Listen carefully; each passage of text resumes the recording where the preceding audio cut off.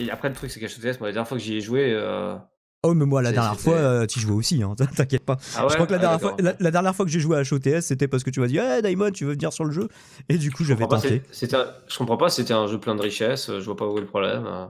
Ah, Non, bah, ah, tu veux. il était sympa à picorer, tu vois. Bah, après, peut-être pas passer des milliers d'heures dessus, ouais, HOTS. Ouais, c'est ça. Ouais. Ah, puis, ouais, c'est ça, c'est le terme. Une fois de temps en temps, t'es en mode tiens, c'est rigolo, quoi. Mais dès que tu passes plus de 10 heures Ce dessus, dont on c'est dur. discutait tout à l'heure, c'est que c'est le début du déclin de Blizzard. Là, c'est un studio, justement, on va parler de Viewer tout à l'heure. Blizzard, c'est pareil, c'était un studio légendaire, et qui l'est toujours, hein, mais qui a un peu décliné, quoi. Enfin, qui a un peu, en tout cas, perdu de sa superbe, incontestablement.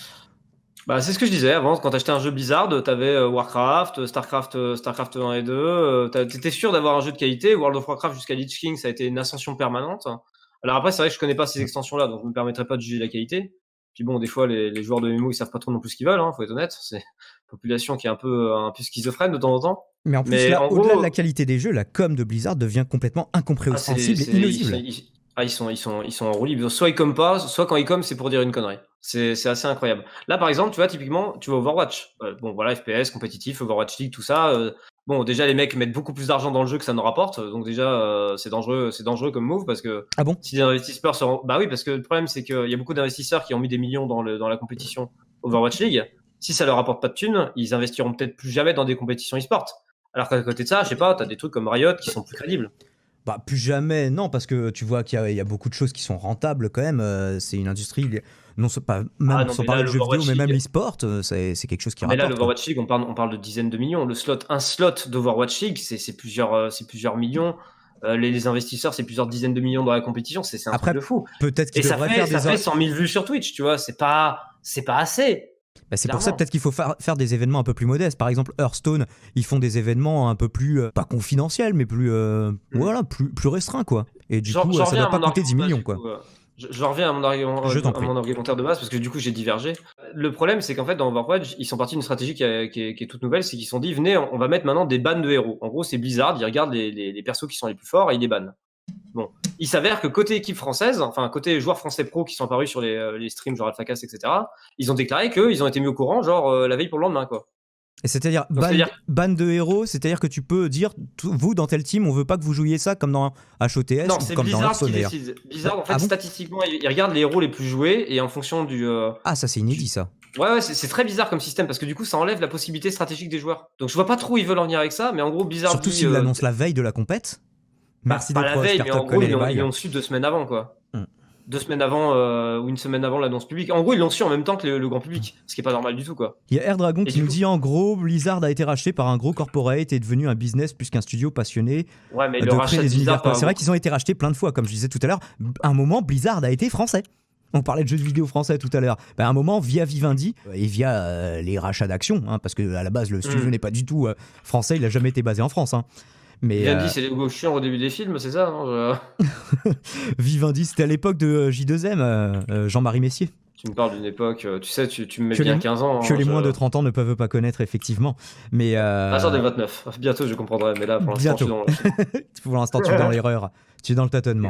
Ce que dit Air Dragon, par contre, je trouve que ça s'applique plus à BioWare. Hein. BioWare, justement, on a dit, comme on en parlait tout à l'heure, qu'annonçait. Si on parle du Anthem rachat 2, d'Activision. justement, depuis que BioWare, il y a eu un avant et un après, même si ça a été progressif, c'est pas devenu un studio de merde du jour au lendemain. Mais à partir du moment où EA, à la fin des années 2000, début des années 2010, a racheté BioWare, progressivement, on est passé de KOTOR à SWTOR, on est passé de Mass Effect 1 et 2 à Andromeda, parce que même le 3 était un peu plus décrié que les deux autres. Ouais, mais en gros, le 3 a surtout été décrié pour son scénario final. Que les Pour gens ont pas la aimé, toute fin, le choix à la con. voilà. Ouais. Mais je voulais juste faire un parallèle sur Je t'en prie. la boîte Blizzard d'Activision, parce qu'on parlait des rachats des grosses sociétés de développement par des éditeurs un peu, voilà, un peu douteux. Le truc, c'est que là, par exemple, sur Blizzard, le rachat date de 2005, je crois, j'ai vu, ou 2008, le rachat par Par Blizzard. Activision. Et du coup, je me dis, est-ce que vraiment c'est possible que ça ait mis autant de temps à dégringoler? Pourquoi est-ce qu'il n'y a pas eu une perte de qualité beaucoup plus immédiate que ça, si jamais il y avait eu des coupes de budget, etc. Alors, il paraît, C'est on m'a pas dit, on m'a forcément expliqué- que les coupes de budget, c'est les changements de process, les changements de personnes qui se font petit à petit, des personnes qui au début tentent le coup, qui finalement finissent par quitter l'aventure et aller se faire embaucher ailleurs. Et ça se fait pas du jour au lendemain, c'est pareil chez BioWare. Ouais, je t'avouerais que j'aimerais être une souris et voir ce qui se passe un peu dans les grosses réunions là-bas. Moi, ce que je me Savoir demande à le quel plus, point c'est les mecs sont Blizzard, justement. alcoolisés. C'est Blizzard, je ne comprendrai jamais quoi. C'est Surtout que c'est des petites équipes de développement, on reste quand même sur un format de développement, tu sais, c'est pas des usines à 2000 développements. C'est des cellules pour chaque jeu qui sont toutes bien indépendantes les unes des autres. T'as genre 50, 100 personnes, tu vois, sur un jeu, t'as pas plus, tu vois, donc ça reste gérable humainement. Gérable. Donc c'est gérable, exactement. Je comprends pas comment ils ont pu aller vers des dérives pareilles où au niveau de la communication, les mecs sont juste complètement largués. On l'a vu avec l'histoire de l'indépendance de Hong Kong où il y a un joueur qui s'exprime, Blizzard prend immédiatement la sanction la plus haute avant de faire un rétropédalage absolu. Avant de faire un rétropédalage absolu. Tu sais, moi, encore une fois, je suis assez loin de cette question-là, mais juste le rétropédalage, ça montre tout le problème, tu vois. Ceci dit, Blitzchung, dans une certaine mesure, avait lui-même un peu rétropédalé. Hein. Oui, après, de toute façon, quand t'es joueur pro et que tu dérapes... qu'on te dit, tous tes gains, on les enlève et tu peux plus participer à aucune compète. Ouais. Il y a des contrats, c'est marqué sur le contrat, le mec le savait à l'avance. Oui, il savait vrai. très bien que...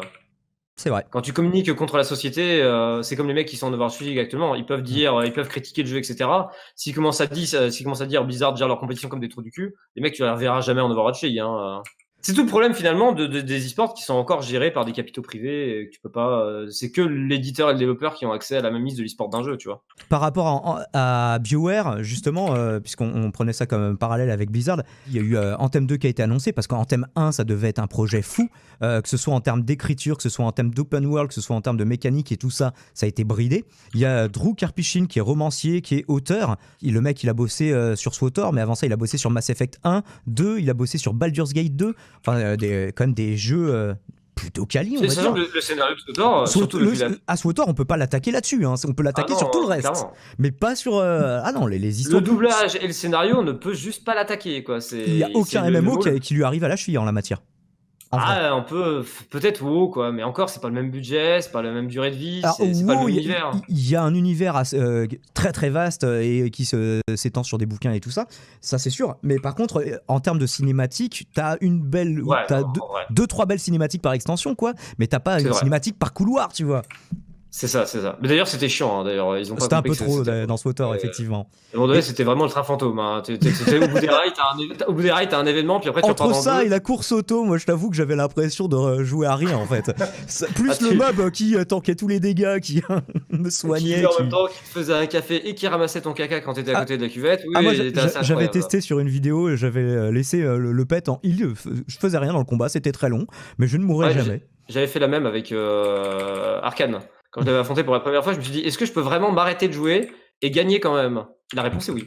Est-ce que tu penses pas que l'avenir du jeu vidéo, finalement, à travers tout ce qu'on voit, c'est-à-dire Star Citizen, qui certes est bégayant, mais c'est un jeu qui est ambitieux, Wolcen, Camelot Unchained côté MMO, est-ce que tu penses pas que tous les projets, même d'ailleurs des projets comme Sky machin, là, le projet qui a été racheté par Sony, je crois. Est-ce que tu penses pas qu'à un moment donné, les studios indés, c'est pas finalement le véritable avenir du jeu vidéo et que tous les gros studios actuellement sont en train de se vautrer dans une espèce de complaisance et un nombrilisme vis-à-vis de leur contenu.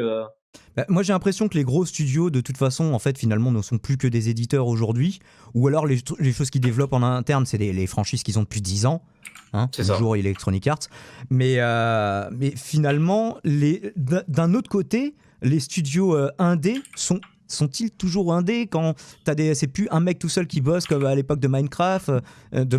C'est là on parle d'un jeu indé, il y a des équipes de plusieurs dizaines de personnes. Prenons-le dans le sens strict, c'est-à-dire indé, pas d'éditeur. Ouais. Vraiment, c'est-à-dire que dans la prise de décision, c'est l'équipe de développement qui décide. Point barre. Bon, en enlevant les magouilles à côté, en enlevant un éventuel mécène qui pour 200 000 balles... Alors c'était pas pour faire un débat sur la définition de l'indépendance, mais pour souligner sa professionnalisation, comme on parlait de professionnalisation du rugby à une époque, en disant que ça montait à la fois en compétences et en budget. Sony avait commencé avec, ça fait un petit moment que ça existe, mais Sony l'avait fait avec No Man's Sky, c'est-à-dire racheter l'équipe en cours de route, et évidemment c'était pas pour le mieux, parce que du coup ils sont passés d'un stade où ils avaient plus de pression à un stade où ils avaient une pression et un rendu obligatoire avec une durée. Et Xbox a carrément développé sa plateforme avec le Xbox Game Pass pour carrément aller chercher des talents qui développent des jeux indés et les intégrer au Game Pass au fur et à mesure, tu vois. Donc t'as cette volonté, même maintenant ça peut complètement carry des petits studios, c'est vrai, ce genre de changement économique. Ça peut les rendre fous aussi, hein. Tu veux dire dans quel sens? C'est-à-dire qu'encore une fois, quand tu te fais racheter ton produit, t'as un rendement, t'as une date butoir, tu travailles plus dans les mêmes conditions. Entre te faire payer par, 50 000 personnes pour développer un jeu... C'est pas comme s'ils se faisaient racheter, s'ils se font incorporer dans le Game Pass. Justement, les contrats, comment ils sont négociés en interne? Est-ce qu'ils doivent... Peut-être qu'ils se font embaucher pour 3 jeux, tu vois? Est-ce que c'est du rachat déguisé? Voilà, c'est ça le truc. C'est qu'on sait pas. Comme il y a du salariat déguisé, quoi. Moi, ce que je sais, c'est que quand ils ont développé No Man's Sky et qu'ils avaient des ambitions démesurées, que Sony leur a dit, bon, bah, ça sort l'année prochaine. Bon, le jeu, quand il est sorti, il était pas fini, hein, clairement. Hein. Et c'est une pression qu'ils auraient pas eu s'ils étaient indés. Quand t'es indé, tu peux sortir ton jeu presque. Bon, bah, après, faut pas compter. Alors, t'as une pression interne aussi, c'est-à-dire, il y a des gens à payer, il va falloir commencer à engranger de l'argent. Sortir le jeu, ça pourrait nous aider, quoi. Même s'il n'est pas tout à fait prêt.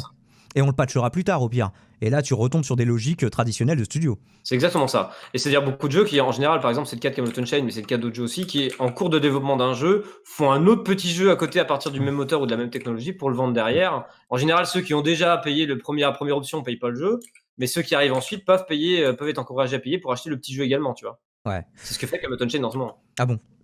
Oui, Camelot Unchained, qui développe un MMO, développe un espèce de PvE défense un peu bizarre avec des héros, tu vois. C'était pas sur le PvE qui se vendait pourtant à la base. Oui, mais c'est pas Camelot Unchained, c'est un jeu qu'ils font à côté avec le même moteur et qui leur permet aussi d'éprouver. Ah oui, comme Star Citizen avec Squadron, je sais plus trop quoi là. Exactement ça.